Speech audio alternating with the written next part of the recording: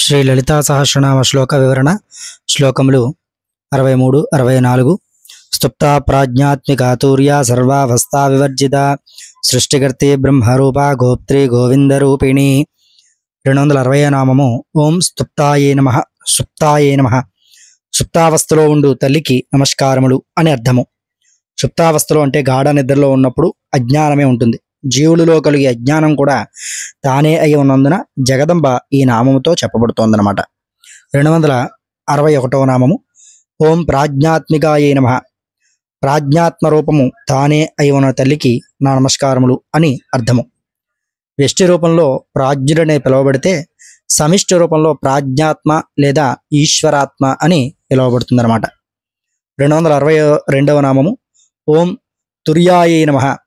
జాగ్రత్ స్వప్న సుషుప్తి అవస్థలను మించిన తుర్యావస్థలో ఉండు తల్లికి నా నమస్కారములు అని అర్థము. 263 నామము ఓం సర్వావస్థా వివర్జితాయే నమః. అన్ని అవస్థలను వర్జించిన తల్లికి నా నమస్కారములు అని అర్థము. సాధకుడు తుర్యావస్థను పొందిన తర్వాత దానిని కూడా అధిగమించి పరమపదాన్ని పొందుతాడు. అదే తుర్యాతీత స్థితి లేదా పంచమావస్థ. లలితాంబిక సర్వావస్థలను అధిగమించి ఈ స్థితిలో ఉంటుందని భావము.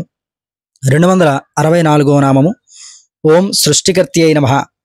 సృష్టి చేయు తల్లికి నా నమస్కారములు అని అర్థము. 265 నామము ఓం బ్రహ్మరూపాయై నమః. చతుర్ముఖ బ్రహ్మరూపాన్ని ధరించిన తల్లికి నా నమస్కారములు అని అర్థము. 266 నామము ఓం గోప్త్రే నమః.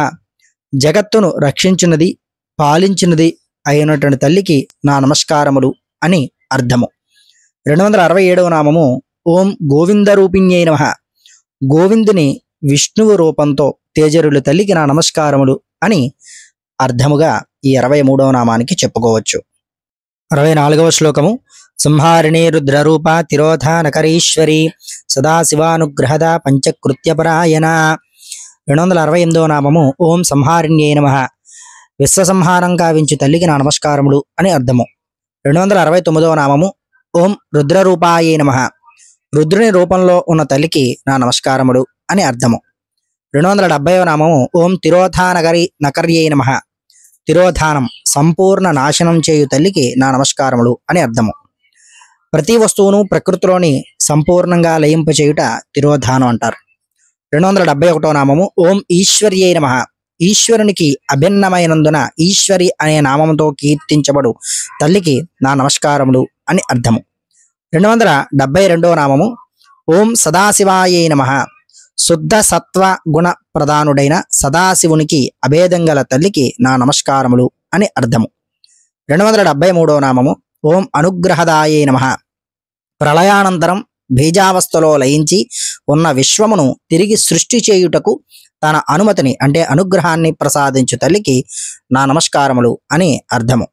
274వ నామము ఓం పంచకృత్యపరాయణాయై నమః.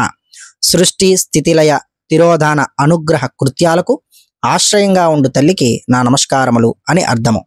జగజ్జననితో కూడిన బ్రహ్మ విష్ణు మహేశ్వరులు ఆయా కార్యాలు నిర్వర్తిస్తూ ఉన్నారు అని అర్థము అని ఈ 64వ శ్లోకానికి అర్థంగా చెప్పుకోవచ్చు. మరొక వీడియోలో శ్లోకములు దాని అర్థములు వివరించుకుందాం. ఛానల్ సబ్స్క్రైబ్ చేసుకోండి. ఈ యొక్క సమాచారాన్ని 10 మందికి అందజేయండి. మీ యొక్క సపోర్ట్తో మరిన్ని వీడియోలతో మీ ముందుకు మళ్ళీ నేను రాగలను. స్వస్తి.